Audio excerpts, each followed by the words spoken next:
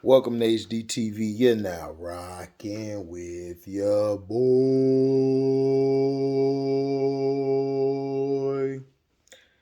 Had to hit the opera on you knuckles. Now, Shaquille O'Neal and well, first and foremost, I would like to give a shout out to Cam and Mace, man. Shout out to Cam and Mace.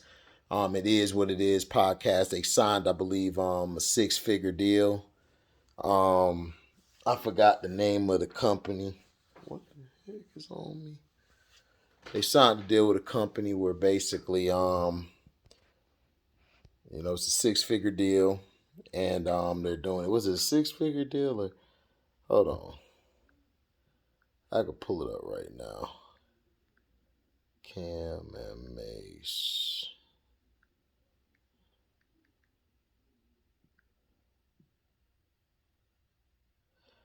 Yeah, basically, Cam and Mace, they have a new reason to celebrate. It was this past Monday or yesterday. The Harlem duo took to Instagram to confirm that they partner with sports platform Underdog Fantasy. Now we even. It's your goal again, Cam said to his longtime collaborator. All jokes aside, thank you for everything. Now let's go kill these dudes. May soon responded in the post comments, yeah, this is what happens when you pass murder the ball. They know, he stated. While the full details haven't been made clear, a snippet of a song that Cam shared on this past Friday, seemed to provide more than a few clues. It is what it is. $30 million. El Rapido. What I've been taught, man, you can't learn in no damn school. The Dipset frontman rapped on the Untitled Cut, DraftKings, Ticketmaster, FanDuel. Y'all ain't have 8 digits. So Cam cool, y'all threw us 3 mil, man. I threw it back. They looked at me, I looked at Mace. What we gonna do with that? Launched in February, Cameron's come and talk to me. So I think it's an 8-figure deal. My apologies, not a 6-figure deal. And the flagship series, it is what it is, has become a premier location for discussion around sports, entertainment, and more. Back in June, viewers were introduced to another show, SLOKS, which provides a Latinx perspective to the aforementioned subjects. 2 more shows, one of which was said to be titled Mace Fix My Situation, are expected to land on Come and Talk to Me within the coming months. Not content, which is media. Cameron also promised a mixtape in support of said network, which is led by the August drop, It's Only Money. You can check out the music video for that below. So, shout out to them, man, Cam and Mason. See, this is what happens when men squash their past transgressions, and they're actually looking to build themselves up. Something that others, are still hating about, like a Jim Jones who's still hating, a lot of other people hating, but these guys should have never been beefing from the get-go. And like May said, if he could have changed anything, he would have never fell out with Cam. And they should have never fell out, because to me, both of them were great at what they've done and what they did. And to me, it was BS and bogus. But it is what it is. No pun intended. So I'm proud of them brothers. And this is something big, not just for them. A lot of kids, especially the youth, black men, can look at these 2 brothers coming from Harlem, coming from the hood, and doing what they had to do to make it. Like May said, he moved from Georgia and then lived in Harlem. So that's big. And the things that, him and Cam have gone through, they've always been hustlers. They've always, had their head moving into another direction to look to where they can go. And they made it. Shout out to them, an 8-figure deal. That's a big plus for those brothers. Now, here's in other news, Shaquille O'Neal and investments go hand in hand.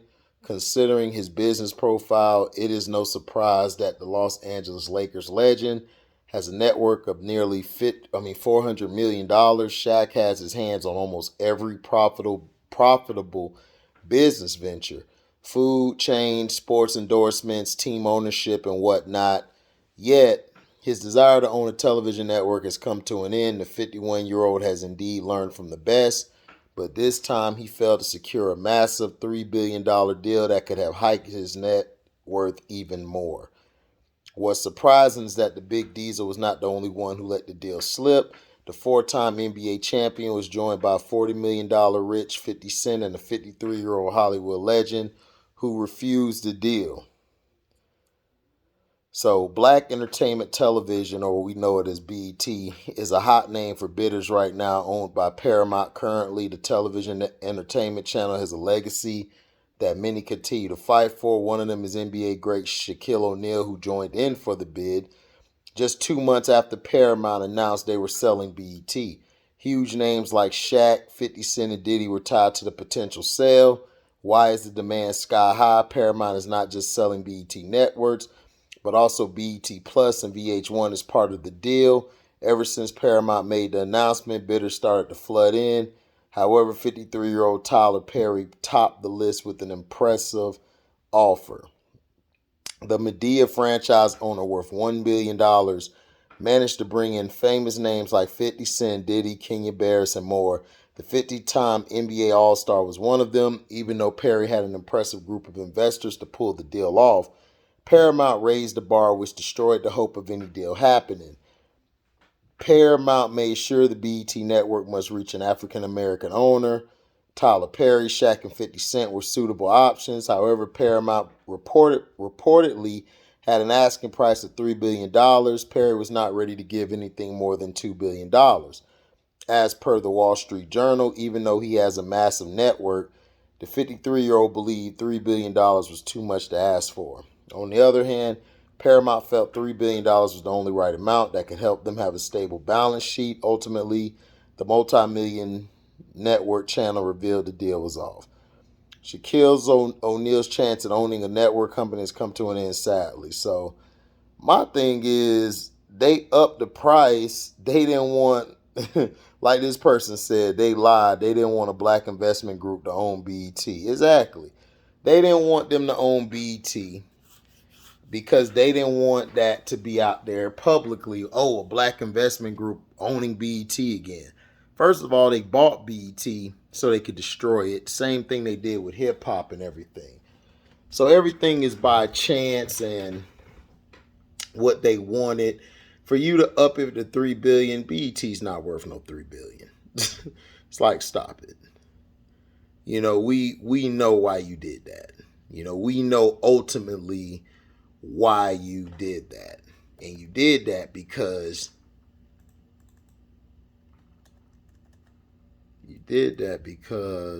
what's going on?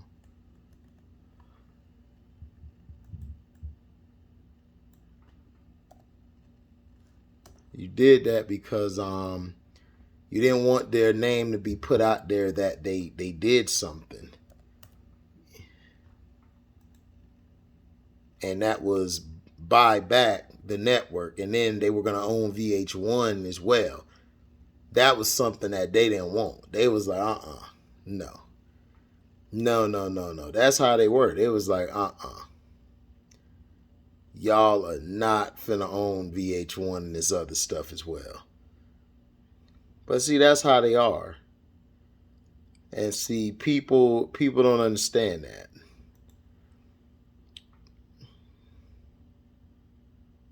You know, people don't understand how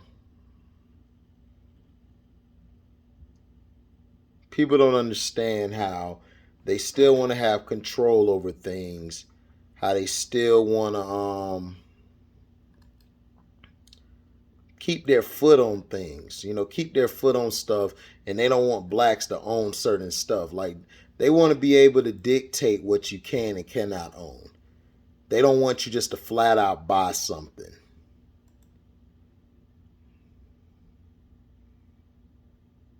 You know, it's the truth. They don't want you to flat out buy anything.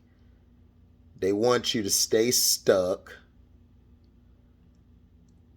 You know, they want you to not only stay stuck, they just want you just to sit there in misery while they continue to screw everybody over.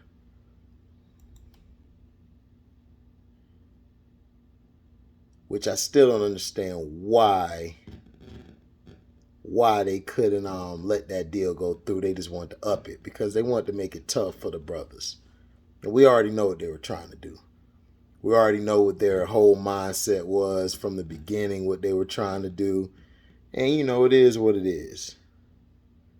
You know, but at the end of the day, you know, they should have, what they should have done was they should have sold it to them less than $2 billion. But they didn't want to do that because they still want to do what they do with the companies that they have at hand. And it's sad. You know, you could have gave it to them brothers, man, and, you know, been out your hair. But no, you didn't want to do that. You didn't want to do that at all. Which is foul, you know.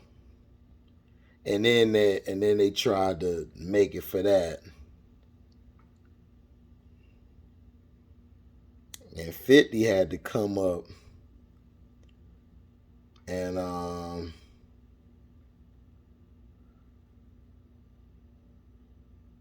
and 50 had to come out and diss him like, man, it ain't worth no $3 billion.